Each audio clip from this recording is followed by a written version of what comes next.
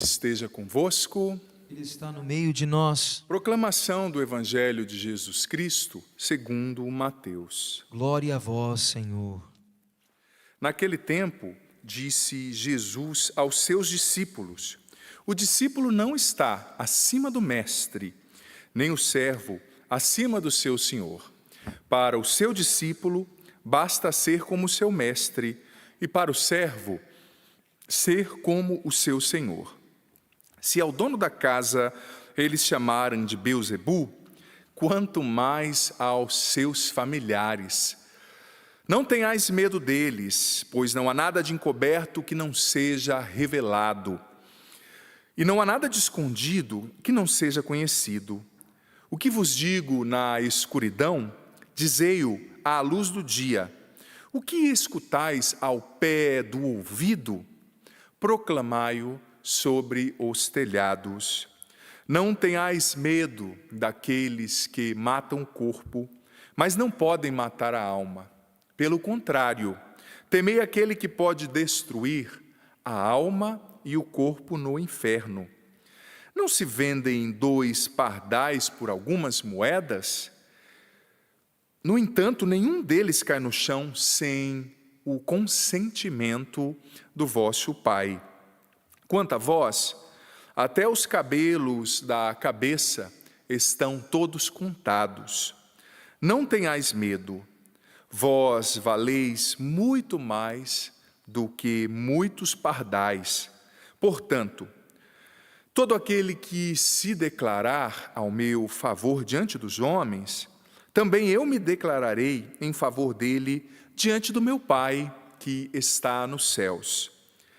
Aquele, porém, que me negar diante dos homens, também eu o negarei diante do meu Pai que está nos céus. Palavra da salvação. Glória a vós, Senhor. Pelas palavras do Santo Evangelho sejam perdoados os nossos pecados. Amém. Nós podemos cantar um refrão de uma música pedindo o Espírito Santo para preparar o nosso coração, você também em casa. Rogai por nós, Santa Mãe de Deus, para que sejamos dignos das promessas de Cristo. Amém. Que coisa boa, gente. Estamos no segundo dia do acampamento Curados para Amar. Eu estava aqui no comecinho da missa, olhando esse santuário tão belo, né? Tão cheio de vida. E me recordando que esse é o 6º ano que eu prego no acampamento Curados para Amar. Eu tenho 9 de padre, desde o comecinho do meu... Aliás, eu completo 9 de padre daqui a alguns dias, né, 31 de julho. Desde o comecinho do meu ministério, eu comecei a assumir esse acampamento de cura interior, não é? O que me fez muito bem, porque é interessante, Deus tem uma pedagogia. Às vezes, Ele te confia algo, e você tem que estudar sobre aquilo, se aprofundar, mas o maior beneficiado é você. Eu vou falar um pouco disso hoje. Às vezes Deus te pede para fazer algo, mas no fundo, Ele está fazendo algo em você. É o lema de São Bento, ora et labora. Quando você trabalha para Deus, você também precisa deixar Deus trabalhar em você. Eu vou falar bastante sobre isso hoje. E é importante. E você vai perceber que a minha reflexão de hoje vai ser bastante voltada também para quem já caminha na vida de fé e, sobretudo, para os evangelizadores. Eu tenho atendido muitas pessoas como sacerdote. É claro que a pandemia nos privou de alguns contatos físicos, mas a internet também possibilita. Eu tenho um programa semanal pela TV Canção Nova, ou Para Ser Feliz, toda terça-noite, no qual eu escuto as pessoas, eu recebo mensagens, vídeos, eu direciono, e eu tenho percebido aquilo que aquele padre fantástico, que é psicanalista, um padre argentino, me esqueci o nome dele, que escreveu aquele livro O Cansaço dos Bons, né? Ele fala muito sobre o cansaço, sobretudo a síndrome de burnout ou burnout, né? Tem gente que usa a pronúncia francesa, burnout, ou a inglesa, burnout. Aquilo que a síndrome de burnout representa, que é um esgotamento físico, é um esgotamento mental, é um esgotamento emocional. Muitos consagrados, muitos padres, muitos evangelizadores, muitos cantores, muitas pessoas de frente na vida de fé estão experimentando, vivendo esse esgotamento. Gente, isso é tão perigoso, a gente não tem noção. É um dos males do século 21. É um dos males do nosso tempo. O ativismo.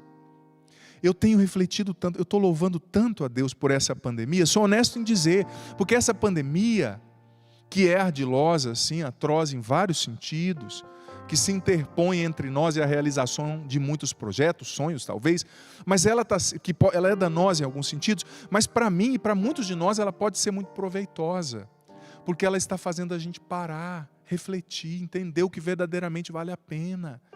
Gente, eu conheço muitas pessoas que estão cansadas, gente boa, como o padre escreveu, esse padre, não é psicanalista não, desculpa, psicoterapeuta, eu confundi, que é a linha do Viktor Frankl, né? Esse padre argentino, ele escreveu um livro chamado O Cansaço dos Bons, que ele fala justamente do esgotamento que os padres, que os evangelizadores estão enfrentando. Talvez você que me acompanha agora, talvez você que me assiste, é um evangelizador.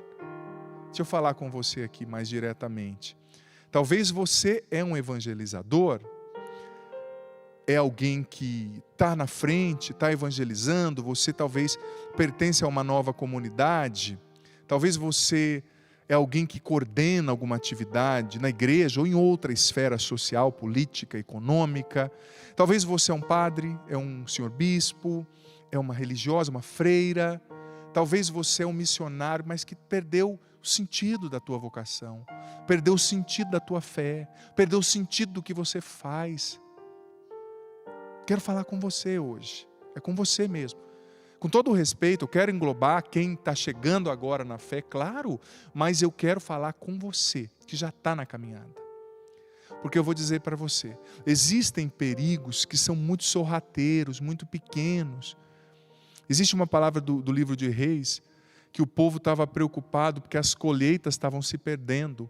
E Deus disse para o povo através do profeta, fica esperto com as pequenas raposas, porque são as pequenas raposas que vocês deixam entrar que estão comendo toda a plantação.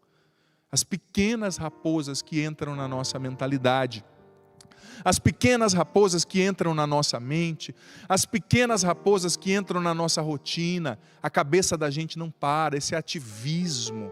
Gente, isso prejudica demais com o tempo. Quando a gente perceber, a gente já está num esgotamento que a gente não consegue mais rezar, a gente não consegue refletir, a gente não consegue entender o que de fato Deus quer de nós e a gente perde a fé, perde a vocação, perde a esperança.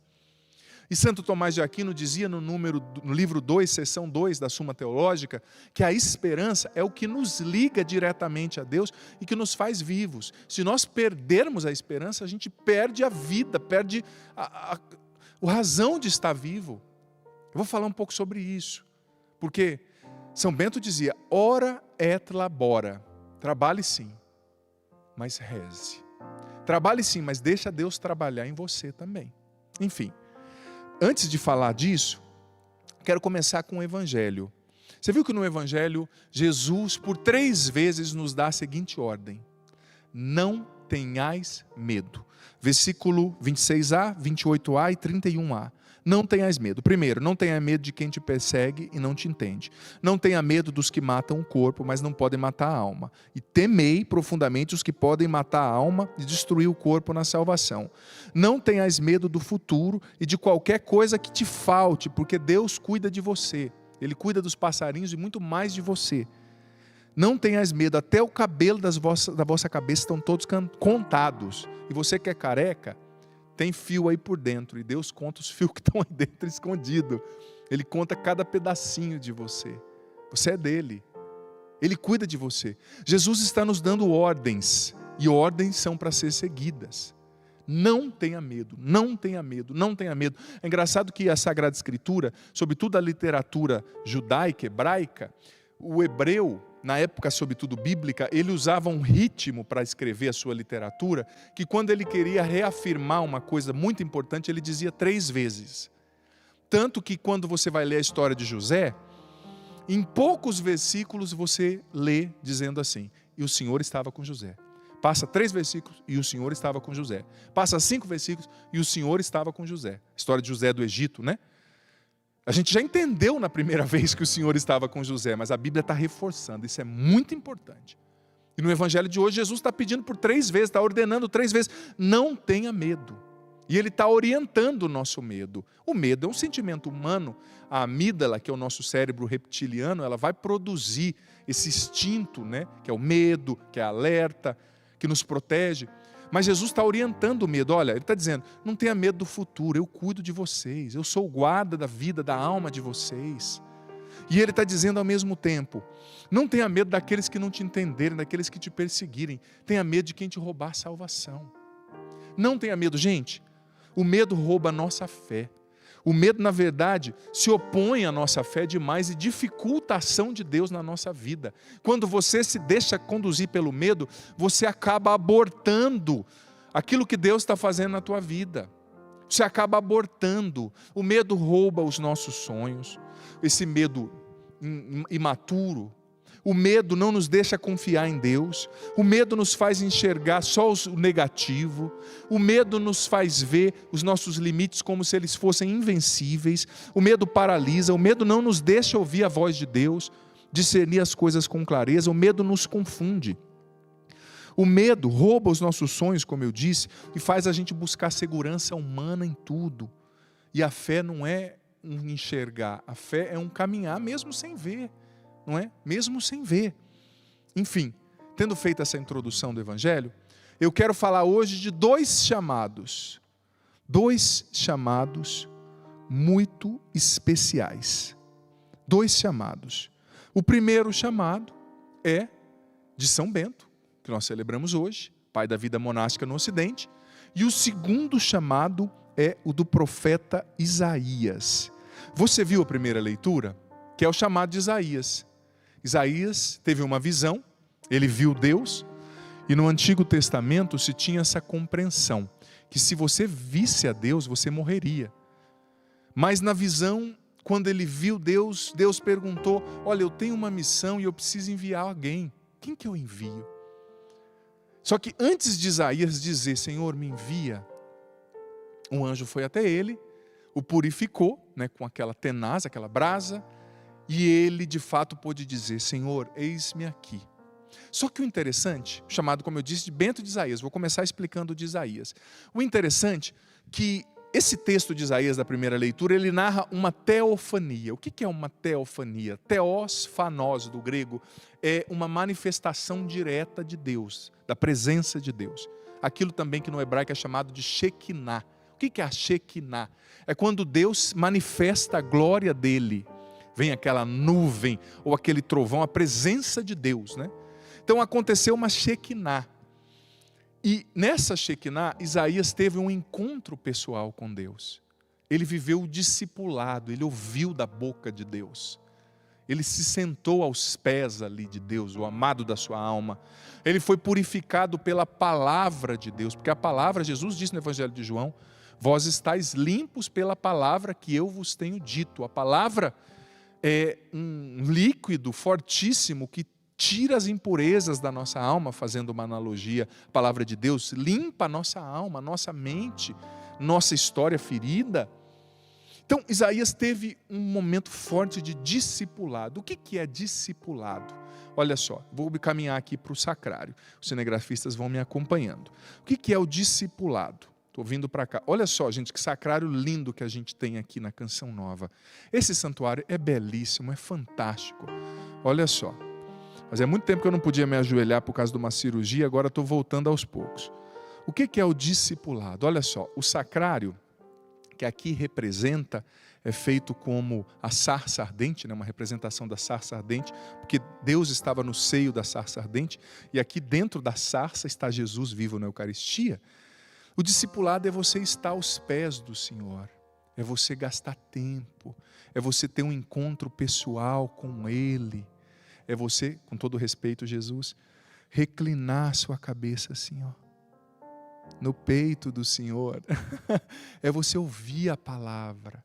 Isaías viveu um profundo discipulado, ele esteve com Deus, ele recebeu essa manifestação da Shekinah, da glória de Deus. Ele esteve com Deus. E do discipulado de Isaías nasceu o seu apostolado. Veja bem, vou voltando para lá. São coisas distintas. Uma coisa é o discipulado, outra coisa é o apostolado. Só pode ser apóstolo quem antes é discípulo. E só pode continuar sendo apóstolo quem renova o discipulado a cada dia.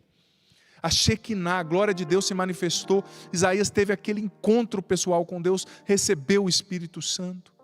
E ali, depois daquilo, ele foi capaz de dizer: eis-me aqui, envia-me, Senhor, e ele foi enviado. Então ele viveu o discipulado. E ele continuou tendo encontros com Deus, nos quais Deus falava com ele, uns mais fortes, outros mais discretos, mas o discipulado é a alma de todo apostolado. Você que é consagrado, que é membro de nova comunidade, está me entendendo muito bem. Você que caminha na igreja, o discipulado é a alma do apostolado. Ninguém pode ser apóstolo, enviado, se antes não for discípulo. E ninguém pode continuar sendo apóstolo se não renova a cada dia a experiência do discipulado, do estar com o Senhor. E São Bento também, outro chamado. O primeiro chamado, a primeira vocação que eu falei foi a de Isaías, a segunda é a de São Bento. São Bento também tinha 20 anos, um homem rico, com heranças, bonito, inteligente, sentiu o chamado de Deus, largou tudo, gente, foi morar numa gruta. Começou a vida monástica em oração, em silêncio, disciplina, vida regrada. E a fama dele foi se espalhando, logo discípulos vieram e quiseram morar com ele, ele escreveu a regra e começaram um mosteiro. Muitos milagres São Bento fez. Deus deu a ele, Deus fez através dele, obviamente, Deus deu a ele um grande poder na oração, milagres aconteciam, exorcismos, libertações, mas, como o próprio São Bento o ensinou, ora et labora. Os monges têm uma regra de vida muito intensa, você sabe, eles acordam cedo para trabalhar, mas eles têm os horários da oração. Eles equilibram contemplação e ação. Eles trabalham muito, mas eles rezam. E ninguém, gente, pode ser um apóstolo se não vive a experiência do discipulado. E quantos de nós estamos cansados? Porque, infelizmente, nós temos perdido a experiência do discipulado. Quantos de nós? Olha, nós devemos aceitar em nós, na nossa história, o que Deus está fazendo através de nós. Por quê? Porque às vezes a gente se torna um funcionário do sagrado, como certa vez disse o Papa Francisco. O padre, o consagrado, você que trabalha na igreja, o ministro, o pregador, você de nova comunidade, mas você cristão, eu preciso na igreja trabalhar. Olha, Deus não quer que você trabalhe só para Ele, porque, me perdoe a sinceridade, Deus não precisa do seu trabalho. Ele não vai ser menos Deus se você deixar de servir. Mas o trabalho é importante? Sim, claro. O trabalho precisa ser santificado, como nos ensinou São José Maria Escrivá, no caminho. Mas o trabalho cristão só tem sentido quando, através do trabalho, você deixa Deus trabalhar em você. E se esse trabalho te leva para Deus e não te tira de Deus. O trabalho cristão, mais uma vez eu digo, ele tem sentido se através do trabalho você deixa Deus trabalhar você. Porque veja bem, Deus quer trabalhar em você. Quanta gente, que nada em graça. Até os irmãos que trabalham aqui na Canção Nova, quando eu atendo, eu falo, olha filho, saiba que você trabalha num lugar sagrado. Você também precisa beber as bênçãos desse lugar. Eu digo para você, nem todo mundo, esses cinegrafistas aqui maravilhosos, eles não são consagrados da Canção Nova. Acho que hoje não tem nenhum consagrado, né? Então, Elias não tem, são todos colaboradores. O Lucas, que está no áudio, que é filho do diácono Nelson Correia também, mas estão também aqui e precisam beber dessa graça. Todos nós, beber. Sabe, gente, porque eu vou dizer, os dias são maus, os tempos são difíceis, existe muita maldade por aí, existe muita inveja, muita ganância, muita corrupção, existe. Pecado, mistério da iniquidade, parágrafo 675 do Catecismo, está lá, mas se você se alimenta da fonte que é Deus, se você bebe da graça, você não vai, desfalecer no caminho. Agora veja bem, o nosso discipulado consiste em estar com o Senhor, em descansar no Senhor, em conhecer o Senhor. Muita gente se cansa profundamente, se perde na fé, perde a própria vocação, perde o foco, porque, como eu disse, se torna um funcionário do sagrado. A gente precisa deixar Deus trabalhar na gente. Olha, você que leva a evangelização e a fé, saiba disso. Você precisa experimentar o que você leva. Talvez você, evangelizador, você que já tem uma caminhada de fé, você está levando libertação para tanta gente, mas saiba que Deus quer fazer você experimentar essa libertação. Experienciar a libertação desse vício que você não consegue vencer, a libertação dessa depressão. Deus vai te libertar sim, mas você tem que viver, senão não tem sentido você pregar. Você que aconselha as pessoas a confiar na divina providência, você precisa confiar na divina providência. Você precisa deixar o cuidado de Deus te surpreender, a graça de Deus te conduzir. Esse tempo de pandemia deve servir para a gente fazer mais silêncio, para a gente perceber as coisas. Não se agite, calma. Escuta a vida, escuta Deus. Tem gente que está à beira de um surto por causa do ativismo e não para perceber. Aí o que eu tenho que fazer? Você não tem que fazer nada.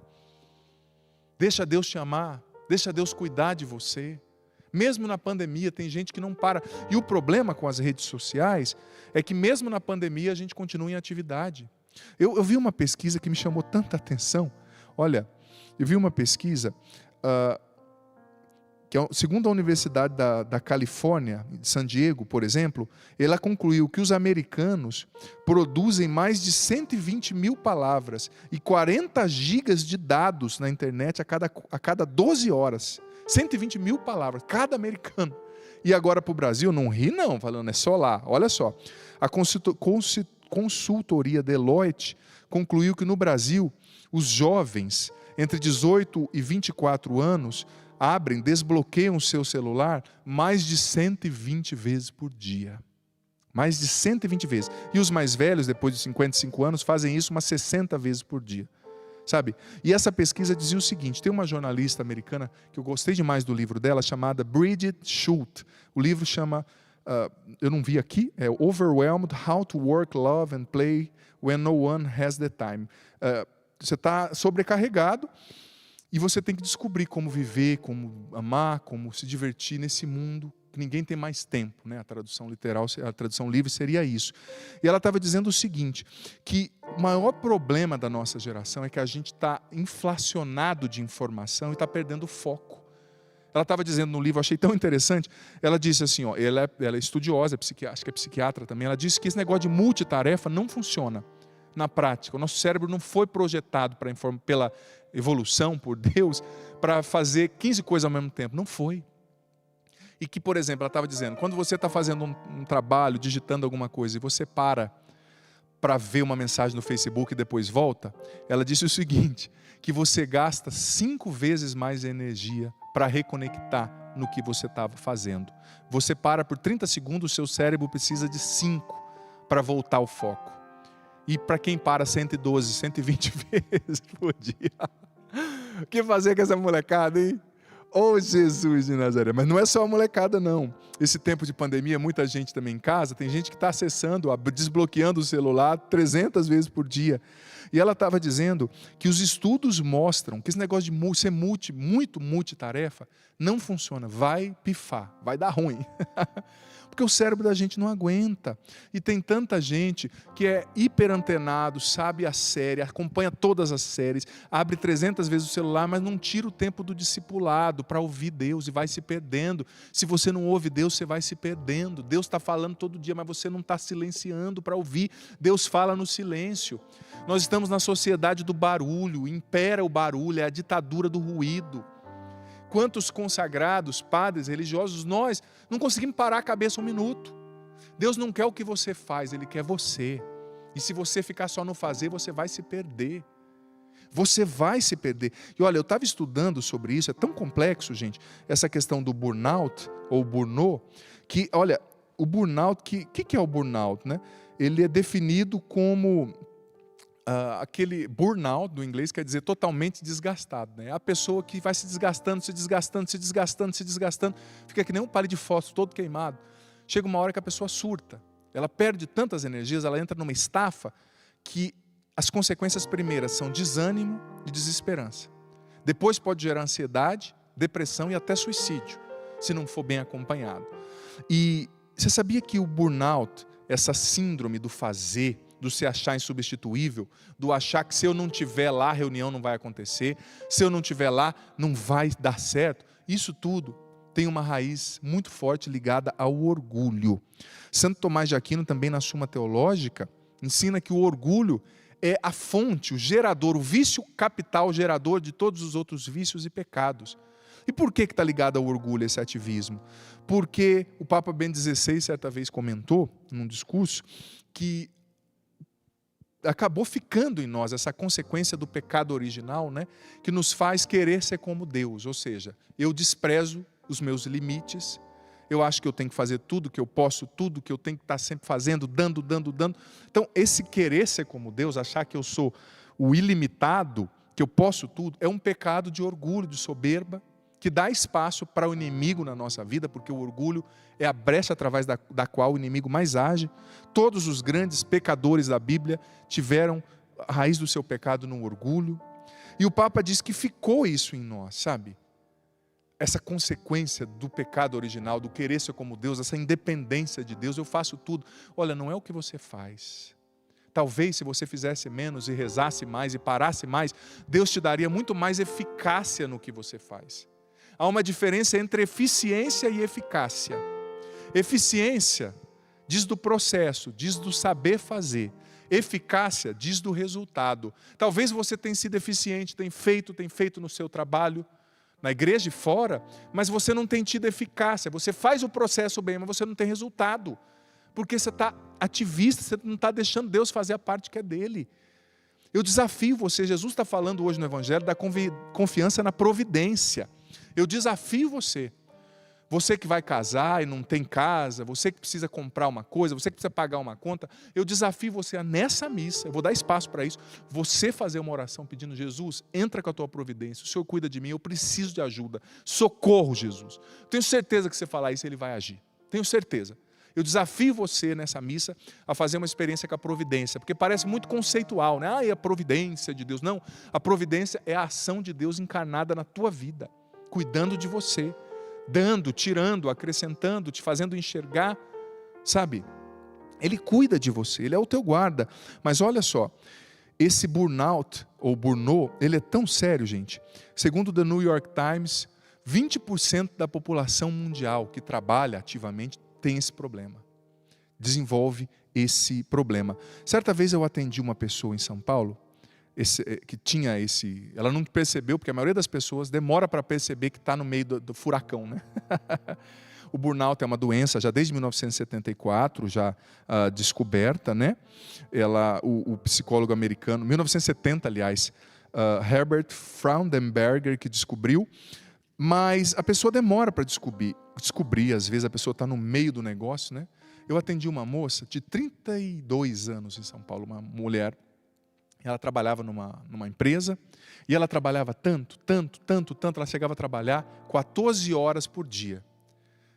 Muitas vezes no mundo empresarial tem aquela premissa, né? Você não pode dizer não para crescer na empresa. E ela foi nessa. Foi fazendo, e levava o serviço para casa, e levava a mensagem do chefe. Chegou um ponto que ela ficou tão estressada, era uma menina boa, ela ficou tão desesperada, que ela começou a tomar no café da manhã suco de maracujá com vodka no café da manhã, você acredita? Para aguentar o dia. E começou a desenvolver o alcoolismo. E começou a tremer.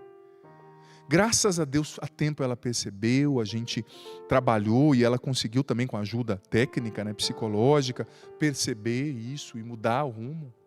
Mas, gente, a gente precisa redimensionar a nossa vida, porque a gente está gastando a vida toda para ganhar dinheiro, e depois a gente tem que gastar o dinheiro para recuperar a saúde, né, a vida, e não volta mais. A gente precisa estar mais na presença de Deus, mais aos pés do Senhor, sabe? Você precisa estar mais aos pés do Senhor para Ele te curar. Ele quer trabalhar na tua história. Ele quer levar você hoje, pegar você no colo como ovelha ferida e curar você. Ele sabe o que você tem passado, Ele sabe os seus desafios. E é claro que o mundo da gente é exigente, o mundo de hoje. Muitas pessoas têm que trabalhar em 2 trabalhos. Depois da Revolução Industrial, a chapa ferveu, né? Porque antes disso, o trabalho dependia muito das condições climáticas. Trabalhava quando fazia sol, quando não chovia todo mundo descansava. Depois da Revolução Industrial, você começou a ganhar à medida que você produzia. Então, mais produção, mais horas, mais dinheiro no bolso. A gente entrou nesse ritmo frenético. E depois de 1960, com o ingresso mesmo das mulheres no mercado de trabalho, As mulheres, muitas começaram a trabalhar, mas nem todas têm condição de pagar uma secretária, então elas trabalham fora, mas limpam a casa, fazem comida, cuidam dos filhos. Esse acúmulo de coisa, né? Sabe, tanta coisa a gente vai se perdendo. É muito bonito, sim, ser uma pessoa realizadora, mas eu sinto que Jesus está chamando eu e você a sermos pessoas que vivem o discipulado. E veja bem, o Padre Jonas nos ensina muito na Canção Nova, que a gente precisa, todo mundo precisa ter um encontro pessoal com Jesus, não é? É a alma do apostolado, o encontro pessoal com Jesus. Eu preciso sentir o chamado dele, eu preciso viver essa experiência de intimidade com ele. Mas veja bem, essa experiência do encontro pessoal com Jesus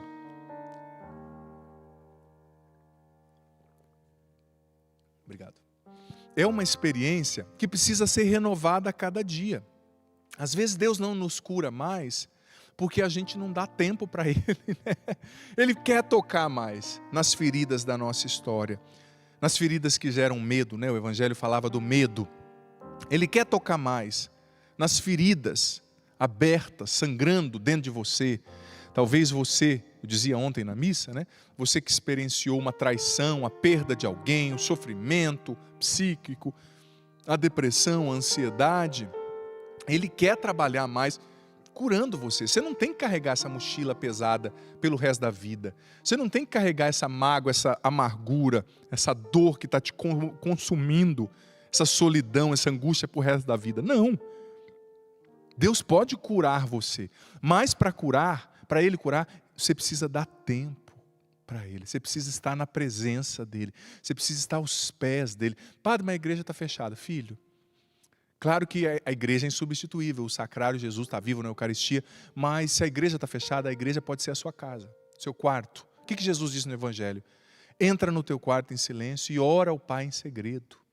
Ora ao Pai, que vai atender você, que vai falar ao teu coração. Gente, você não tem noção, você que não viveu essa experiência, eu desafio você. Como é gostoso, como é bom, quando você no momento de oração escuta a voz de Deus. Como é bom quando uma Shekinah, como aconteceu com o profeta Isaías, vem sobre você. Ah, como é bom, como é maravilhoso sentir a presença de Deus. Mas veja bem, a cura interior, aqui nós estamos buscando nesse acampamento, ela é um processo, ela não é mágica. E é um processo que só pode acontecer na vida de quem se torna discípulo. Não é fazer um encontro para ser curado, não.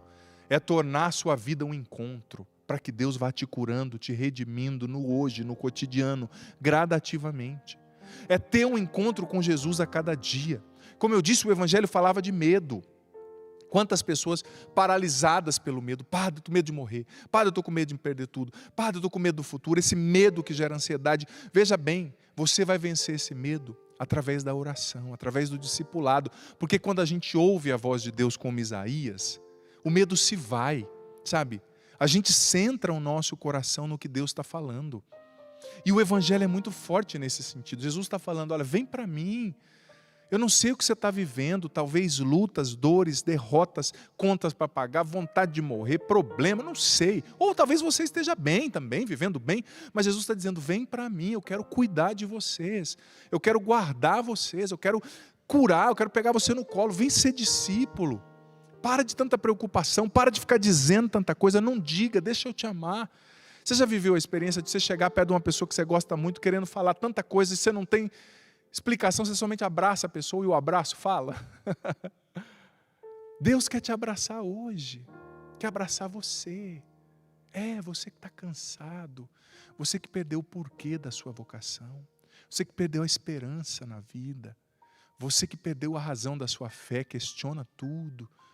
Você que não está acreditando mais na presença de Deus, Deus quer falar com você hoje, quer pegar você no colo. Ele está dizendo, eu sou teu guarda, eu cuido de você, os seus cabelos estão todos contados, não tenha medo do futuro, não tenha medo, viva um dia de cada vez confiando em mim, eu vou te sustentar, eu sou teu Deus, eu te amo, diz o Senhor. O Senhor está chamando você a sentar no colo dele, aos pés dele. Olha, eu estava vendo a estatística, os padres e os religiosos estão entre aqueles que tem mais estresse e mais burnout do que policial, gente. Do que motorista de ônibus, pra você ter noção. A gente precisa usufruir da graça que a gente entrega, porque senão não tem sentido a gente estar aqui. Enfim, eu quero agora que nesse momentinho de silêncio, você vai ouvindo os acordes do teclado, tão bonitos.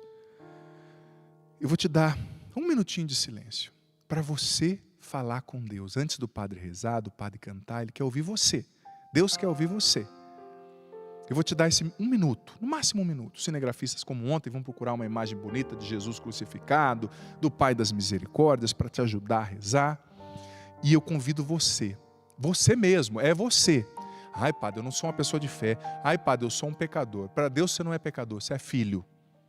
E Ele é pai, acabou. Eu desafio você a pedir para Ele ajuda nessa situação, o cuidado, que Ele vai te surpreender. Eu vou te dar esse tempo para você falar com o Senhor. Não tenha vergonha, não tenha medo. Com as suas palavras, fale com o Senhor agora.